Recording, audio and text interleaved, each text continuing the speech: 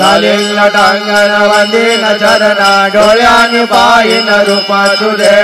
प्रेमे आनंद भोजिन भावेव वाळीन वनेव नामा त्वमेव माता पिता त्वमेव त्वमेव बंधुत सखा त्वमेव त्वमेव विद्या दैवं त्वमेव त्वमेव सर्वं मम देव देव कायेन वाचा मनसेन्द्रियर्वा बुद्ध्यात्मना वा प्रकृति स्वभाव करोमि यज्ञं सकलं परस्मै नारायणायति समर्पयामि अच्युतं केशवं राम नारायणं कृष्ण दामोदरं वासुदेवं हरे श्रीधरं माधवं गोपिका वल्लभं जानकी नायकं रामचन्द्रं भजे हरे राम राम राम हरे हरे हरे कृष्ण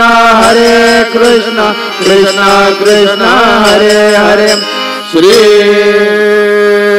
गुरुदेव दत्त अनंता तुला ते कसे रे स्तवावे अनंता तुला ते कसे रे नमावे अनंता मुखाचा शिनेशे जगाता नमस्कार साष्टांग श्री साईनाथा।